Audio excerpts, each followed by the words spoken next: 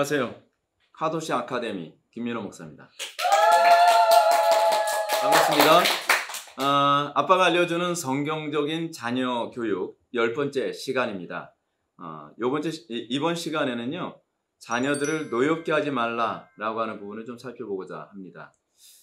많이 들어본 얘기입니다. 근데 우리가 굉장히 피상적으로 이해하고 피상적으로 그냥 쉽게 넘어가는 부분인데, 실제로 우리가 자녀들을 노엽게 하고 있나? 또는 나는 노엽게 하고 있지 않다고 생각을 하는데, 때로는 아이들의 비유를 많이 맞춰주고 있기 때문에 노엽게 하지 않는 것이라고 생각하는 부모들. 근데 오히려 비유를 맞춰줌으로써 오히려 그것이 자녀를 노엽게 하는 것일 수도 있다고 하는 것을 감지 못하는 경우가 상당히 많이 있거든요. 우리가 먼저 이제 이 부분과 관련된 성경 구절이 있죠. 에베소서 6장 4절. 또 아비들아, 너희 자녀를 노엽게 하지 말고 오직 주의 교훈과 훈계로 양육하라 라고 이제 가르치고 있습니다. 자녀들을 노엽게 하지 말라라고 명령한 이후에 뭐가 붙어 있는지 기억하셔야 됩니다. 오직 주의 교훈과 훈계로 양육하라. 근데 이 얘기는 무슨 얘기냐면, 주의 교훈과 훈계로 양육하지 않음이 자녀들을 노엽게 하는 것과 관련을 맺고 있다는 것을 우리들에게 간접적으로 시사하고 있죠. 그러니까 자녀들을 오히려 하나님의 말씀대로 양육하지 않고 자녀들을 마음대로 자율적으로 방치시켜 놓는 것이 오히려 자녀들을 노엽게 하는 것일 수 있다는 것을 우리가 좀 어느 정도 염두에 두시고 오늘 강의를 좀 들으시면 도움이 될 것 같습니다. 자, 먼저 우리가 한번 이것부터 한번 살펴봅시다. 노엽게 하지 말라라고 해서 노엽게라고 하는 말이 가지고 있는 의미가 무엇인가? 우리가 먼저 이 생각부터 한번 해봐야 될 것 같습니다. 파로르기조라고 하는 이 헬라어 노엽게라고 하는 이 부분은 아이들이 기분 상하지 않도록 하라는 얘기가 아닙니다. 자녀들을 교육하는 데 있어서 기분이 안 상할 수는 없죠. 자녀들을 교육하는 데 있어서 스트레스를 안 받을 수가 없습니다.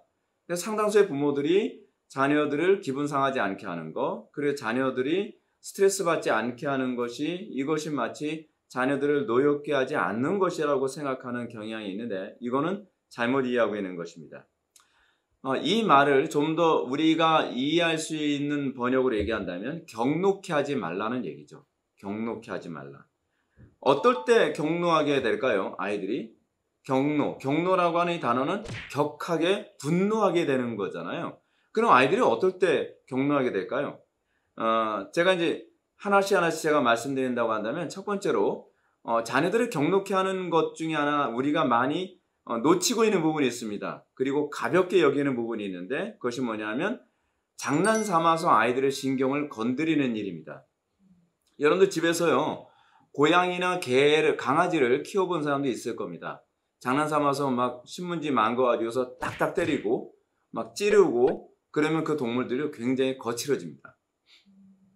고양이도 그렇게 키우면요, 새끼 때서부터 그렇게 키우면 막 주인한테 핥히기도 하고 막 그러거든요. 근데 자녀들을 그렇게 키우는 부모들이 있습니다. 자녀들요. 그러니까 예를 들어서 아이들이 너무 이쁜 거예요. 너무 귀여운 거죠. 근데 귀엽고 이쁘다고 해서 자꾸 발로 툭툭 차고, 애가 싫다고 하는데 자꾸 괴롭히고 막 그런 식으로 애가 막 짜증내고 울고 그러면 그거 아주 또 너무 좋아요. 우는 모습도 너무 귀엽다고요. 여러분, 지금 어렸을 때는 귀여운 모습인데요, 이 모습이 크면서 어떻게 만들어질 것인가를 좀 생각해야만 합니다. 우리는 당장 현장 내 눈에 보이는 이 너무 인형같이 귀여운 내 자녀가 우는 모습도 이뻐서 꼬집어주고, 또 애가 막 짜증내는 그 찡그리는 모습도 너무 귀엽다고 장난 삼아서 툭툭 때리고 발로 때로는 막 밀기도 하고 그런단 말이에요. 그럼 아이들이 그런다. 제발 좀 하지 마세요 라고 아이들이 엄마나 아빠한테 그렇게 얘기하기도 합니다. 그러면 대부분 부모들이 그러잖아요. 아이, 장난이야, 장난. 근데요, 그렇게 얘기하면 안 됩니다. 여러분, 이게요, 굉장히 사소한 것 같지만 이 사소한 거 하나가 마치 뭐하고 똑같냐면, 여러분들이 장난 삼아서 던진 그 돌이 때로는 개구리를 죽게 만들 수 있는 것과 같습니다. 아이들의 영혼들, 아이들의 성품은 여러분들이 장난 삼아서 던진 말 한마디나 장난 삼아서 행동한 그 장난이 이 아이의 성품을 완전히 다르게 바꿀 수도 있다는 그 신중성이 필요합니다. 아이들의 성품은 지금 만들어지고 있는 과정 가운데 있습니다. 조심해야 되고요. 굉장히 섬세하게 아이들의 영혼을 다루어야 되거든요. 자, 근데 이렇게 하는 것이 아이들을 경노하게 하는 겁니다. 아이들은 그것 때문에 굉장히 힘들어합니다. 어른들은 그것을 어느 정도 힘들어할지 모르지만 아이는 그것 때문에 굉장히 힘들어하고 그것이 점점 커가면서 아이들은 어떤 식으로 생각이 바뀌냐면 누구를 괴롭히는 것이 장난일 수 있다고 생각하는 것으로 방향이 만들어지게 됩니다. 학교 다니면서 보게 되면 이런 아이들이 있습니다. 반에 있는 아이를 악의가 없이 괴롭혀요. 그리고 말을 하더라도 상대방이 굉장히 불쾌해하는 것을 별명으로 만들어서 막 괴롭히고 그런 말로 상대방의 자존심이나 자존감을 막 짓밟으면서 그거를 일종의 놀이라고 생각하는 경향이 많이 있습니다. 근데 여러분, 이걸 우리는 소위 이짐의 놀이라고 하는데 이런 이짐의 놀이가 생겨지게 되는 이유가 뭐냐면 아이들은 이것을 악의적인 것이 아니라 이것이 놀이일 수 있다고 생각하는 데서 출발하는 경우가 많이 있다는 것이죠. 이거는 가정에서 잘못 키우고 있는 것입니다. 제가 여러분들한테 소개했던 책 중에서 온전한 훈련, 기쁨으로 자라는 아이라고 하는 크는 아이에서 이런 부분이 나옵니다. 형이나 또는 언니가 동생을 막 괴롭혀요. 그럼 동생은 막 힘들어하고 괴로워하고 짜증내는데 아이는 뭐 장난인데 뭐 그러는 그런 모습을 보면서 이제 엄마가 이런 얘기를 합니다. 굉장히 지혜롭게 얘기하죠. 얘야, 너한테는 그게 놀이일 수 있지만 얘에게는 놀이가 아닐 수 있단다. 놀이는 서로가 즐거워야 놀이가 되는 거야. 서로가 즐거울 수 있는 놀이를 할 수 있지 않을까? 너에게는 놀이이지만 얘에게는 고통이고 그것은 죄가 된단다. 우리는 우리 자녀들에게 나에게는 놀이지만 누구에게는 고통이 되고 또는 그것이 죄가 될 수 있다는 것을 자녀들에게 가르쳐야 될 필요성이 있습니다. 근데 단순히 권하는 것만으로는 좀 부족합니다. 우리는 이것을 그렇게 즐겁게 같이 즐거워하면서 노는 법을 아이들한테 가르치는 것도 좋죠. 그래서 서로가 놀이에 참여하면서 그러니까 누군가는 내 놀이의 일종의 들놀이가 아니라 내가 노는 놀이에 그를 즐겁게 함으로 내가 즐거울 수 있다고 하는 사고를 갖게 만드는 것이 중요합니다. 우리는 간혹 가다가 이러는 경우도 있습니다. 내가 노는데 어떤 아이가 내 놀이에 참여하지 않아서 걔를 미워하는 경향이 많이 있습니다. 그러니까 걔를 일종의 들놀이로 삼고 싶은 거예요. 내가 재미있기 위해서. 근데 그게 아니라 아이들이 다른 아이의 즐거움을 서로 도와주기 위해서 내가 그 놀이에 참여하거나 또는 그 놀이에서 내가 즐겁기보다는 다른 아이들을 즐겁게 함으로써 내가 즐거울 수 있다는 것을 어린아이에게 자꾸 심어주는 것이 굉장히 좋습니다. 아이들 노는 걸 가만히 보면요. 어떤 아이는 자기가 거기서 항상 우두머리가 되려고 하고요. 자기가 항상 거기서 최고로 좋은 역을 맡으려고 하는 경향이 있습니다. 왜냐하면 그거는 나의 놀이라고 생각하니까요. 근데 서로의 놀이, 때로는 내가 맡고 싶지 않은 역할이 있죠. 아이들 소꿉장난할 때 그러잖아요.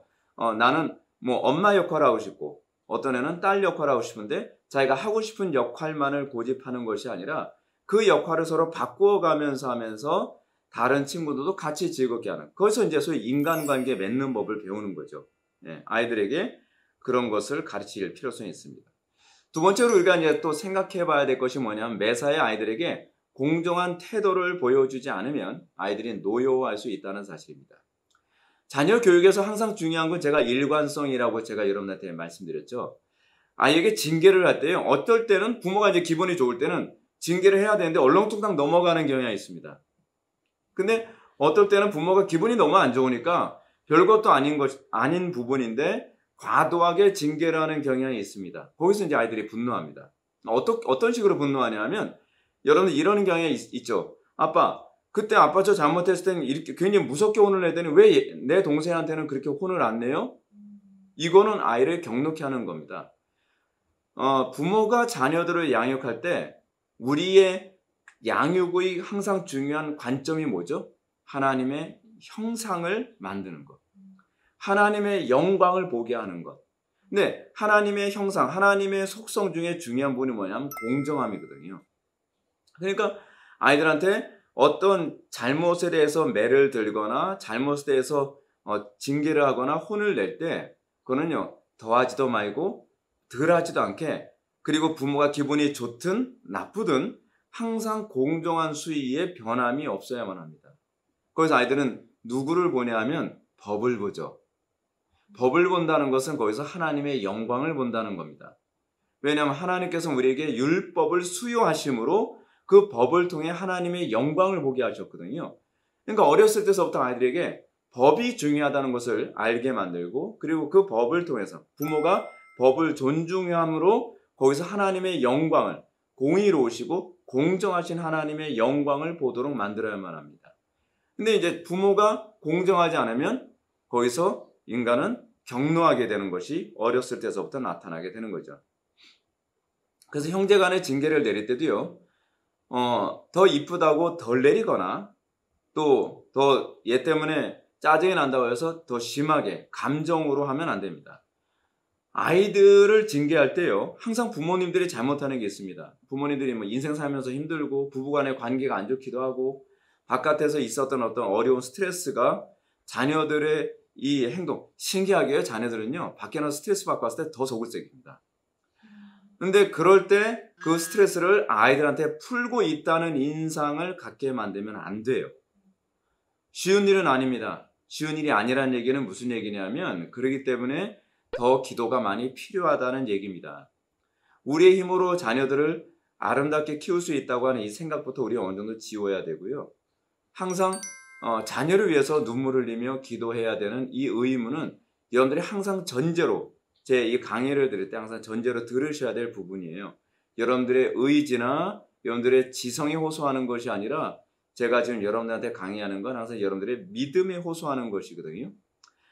그러니까 여러분들이 감정이 날 때도 하나님께 그런 기도해야만 합니다. 제가 절제하여 아이들에게 공정하게 대할 수 있게 해달라고요. 분노나 짜증이나 흥분된 상태에서 막 이성을 잃어가면서 아이들을 징계하면 절대로 효과를 보지 못합니다.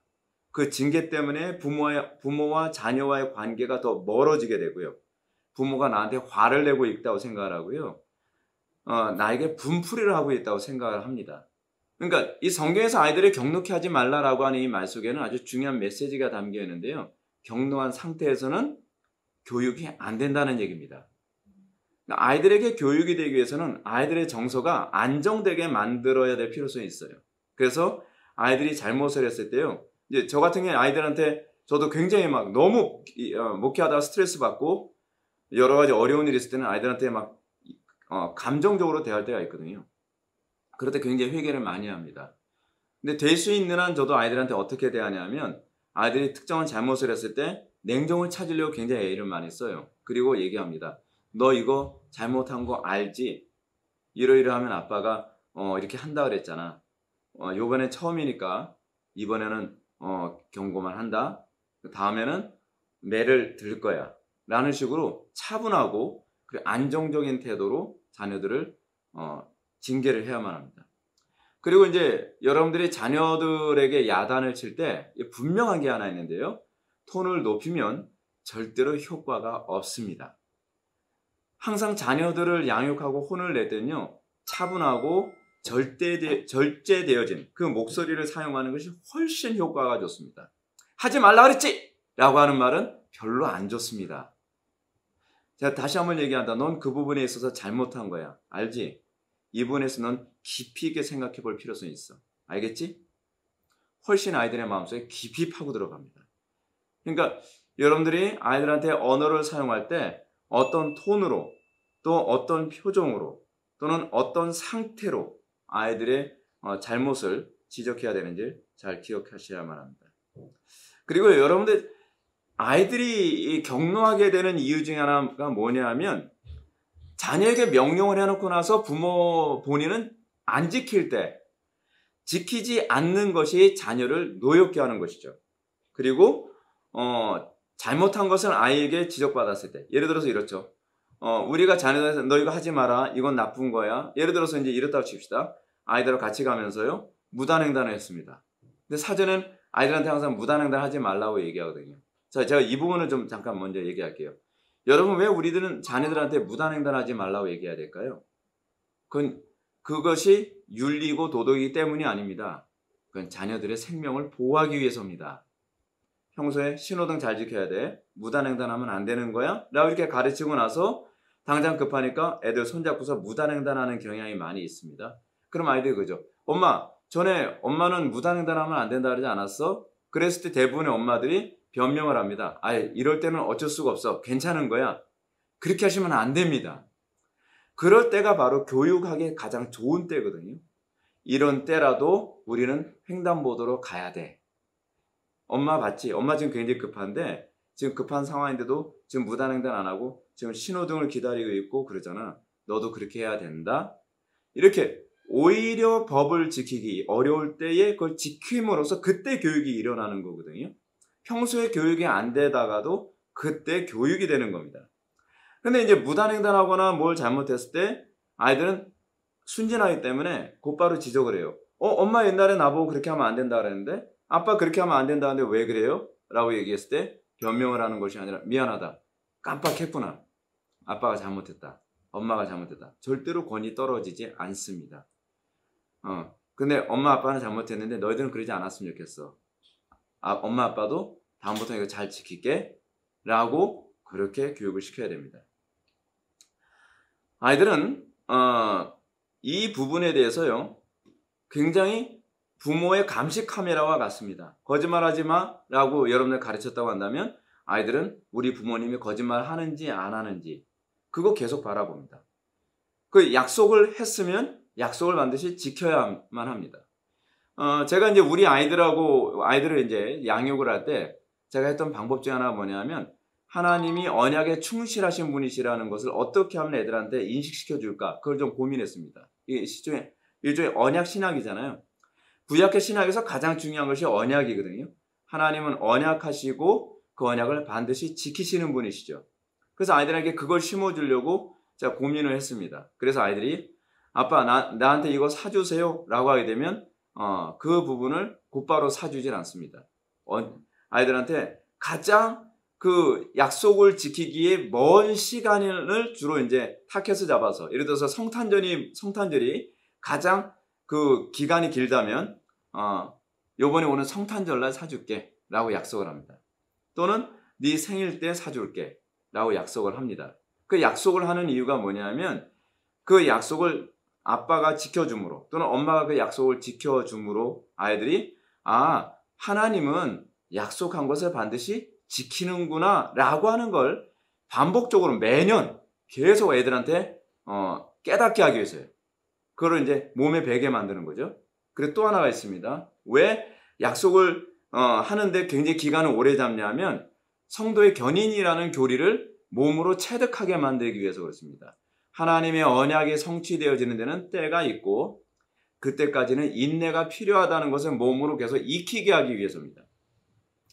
흥미로운 것은 우리 아이들한테 계속적으로 이런 식으로 교육을 시켰더니 우리 아이들이 아빠 뭐 사주세요 라고 얘기하게 되면 그래 그럼 다음번 성탄절까지 기다려 또는 다음번 네 생일 때까지 기다려 해놓고 저는 스마트폰에다 딱 기록을 해놓거든요. 그리고 일주일 전에 알람이 생기도록 해요. 그래야 제가 까먹지 않으니까.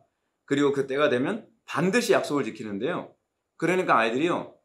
한번 약속을 딱 하고 나면 보채질 않아요. 그러니까 한 번은 이런 적이 있었습니다. 아빠 그거 언제 사줄 건데요? 라고 이제 몇 번 보챈 적이 있어요. 그럼 제가 이럽니다. 아빠가 사준다고 약속했다. 아빠가 약속 안 지킨 적 없잖아. 그냥 기다려. 라고 하면 끝이에요. 조르거나 매달리거나 때를 쓰지 않습니다. 그만 뗐어. 약속을 했으니까 그때까지 기다려. 근데 이게 되고 나니까요. 그 다음서부터는 아이들이 약속을 하면 더 이상 조르질 않아요. 여러분들도 한번 꼭 해보십시오. 이게요. 1, 2년 만에 되지는 않을지 모르지만 계속 반복되면요. 아이들이 약속한 것과 언약의 성취 이거 굉장히 쉽게 받아들입니다. 인내하는 아이들이 되는 거죠. 그리고 징계한 후에는 반드시 풀어줘야 한다는 부분을 좀 기억하셔야 됩니다. 부모가 매를 들었든지 벌을 줬다든지 어떤 식으로 했든지 아이들이 징계를 받고 나면 감정이 상합니다. 이건 어쩔 수 없는 거죠. 그래서 부모는 감정이 상한 아이에게 감정을 풀어주는 일이 필요합니다. 유대인들은 아이들이 잘못했을 때 그 아이들을 이제 매를 들거나 또는 벌을 주고 나서요. 그 상하는 감정을 가지고 잠들지 않도록 한다 합니다.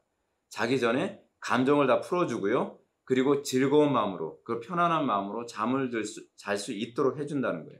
이유가 있습니다. 왜냐하면 이 부분이 마음이 응어리진 게 풀리지 않은 상태에서 잠자리에 들잖아요. 그러면 잠자리에 들어서 아이들은요, 그 불만을 계속 묵상을 합니다. 우리 부모는 이래, 공정하지 않아, 뭐 어때, 미워, 이런 마음을 가지고 생각을 하다가 잠들어 버리면 이게 마음에 자리가 잡히거든요. 그러니까 그런 생각이 들어오지 못하도록 사전에 막기 위한 겁니다. 그래서 여러분들이 자기 전에 아이들이 이런 부분에 관해서 마음이 풀어질 수 있도록 해주는 것이 좋습니다. 그리고 아이들을 여러분 경록케 하지 않은 방법 중 하나가 또 있는데, 그것이 뭐냐면 아이들이 잘못을 했을 때 그 자리에서 무조건 징계하지 말라는 겁니다. 이게 무슨 얘기냐면, 아이들이 처음에 어떤 잘못을 범할 수 있습니다. 예를 들어서 거짓말을 할 수 있고요. 때로는 어떤 말을 잘못할 수도 있고요. 행동을 아주 밉게 할 수도 있습니다. 근데 이 아이들은요, 그게 죄라는 걸 모르고 또는 그것이 잘못이라는 걸 모르고 그럴 경우가 많이 있거든요. 그럴 경우에는 차분하게 가르쳐야만 합니다. 그렇게 말하는 건 나쁜 거야. 그리고 또다시 그렇게 얘기한다면 그때는 벌을 줄 거야 라고 가르치는 겁니다.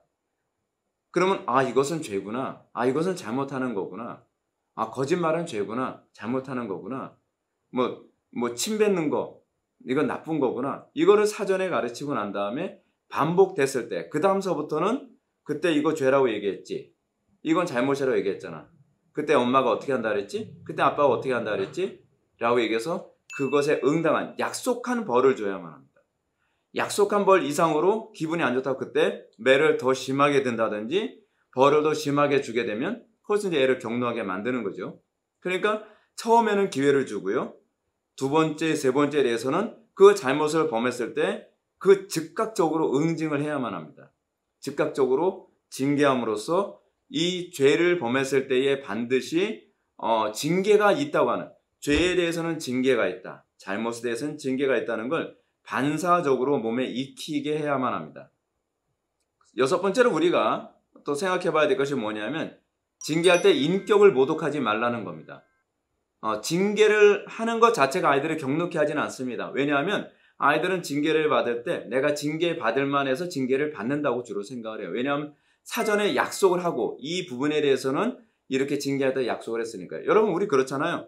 국가에서도 우리에게 계도기간이라는 게 있잖아요. 그래서 어떤 법을 정하고 이 법을 어기게 됐을 경우에는 벌금을 내린다든지 그 계도기간 있고 난 다음에 그 다음에 징계하는 것처럼 자네들 그렇게 해야 되거든요. 또 예를 들어서 그렇습니다. 경찰이 우리들이 잘못했을 때 응당한 벌금을 매긴다고 해서 우리가 그것 때문에 크게 마음 상하지는 않아요. 근데 뭐냐면 그 경찰이 인격을 모독했다고 칩시다. 거기는 완전히 상황이 달라지는 거거든요. 자녀들과의 관계에서도 그렇습니다. 잘못한 것에 관해서 응징을 하되 대부분의 엄마들이나 아빠들이 중에서 이런 말하는 부분들이 간혹가다 있는데요. 빌어먹을 놈, 혹은 넌 누굴 닮아서 이 모양이니? 막 이런 식의 막 쌍욕을 퍼붓기도 하고요. 넌 이렇게 머리가 나빠서 그래 하면서 걔의 인격이나 또는 태생적인 어떤 부족한 부분 또는 외모적인 부분 이런 부분을 막 모욕을 주거나, 근데 상당수의 엄마들이나 아빠들이 착각을 하는 게 뭐냐면 이러면 더 오래 기억할 거라고 생각을 해요. 오래 기억하는 것이 아니라 반항심만 점점 더 커집니다. 제가 아까 말씀드렸죠. 아이들에게 교육은요, 정서적으로 안정됐을 때 들어가는 것이지 격노한 상태에서는 교육이 되지 않습니다. 거기서 반항심이 생기죠. 그래서 우리는 징계할 때 도리어 격려하는 것이 더 효과적입니다. 내가 지금 잘못했지만 나중에 더 잘할 수 있다고 믿는다, 파이팅. 또는 지금 이 잘못은 너의 유익이 되지 않기 때문에, 내 영혼의 유익이 되지 않기 때문에 징계하는 거야, 알겠지? 라고 이해를 시키고요. 하나님은 이런 죄를 미워하신단다. 엄마도 이 죄를 미워해, 아빠도 이 죄를 미워해, 너도 이 죄를 미워했으면 좋겠어 라는 태도가 좋습니다. 그래서 제가 말씀드렸던 것처럼 되도록 차분하고 낮은 어조로 또는 설득하는 그런 어조로 아이 귀 속에 말했을 때 잘 스며들어간다는 것을 기억하시고요. 중요한 것은 특정한 죄를 지적할 때 그것이 부모의 감정을 상하게 했기 때문이 아니라 하나님께서 기뻐하지 않기 때문이라는 것을 아이들한테 인식시켜 준다면 아이들이 훨씬 더 이 가르침을 잘 받아들일 것이라고 생각을 합니다. 자, 오늘은 여기까지만 말씀드리겠습니다. 감사합니다.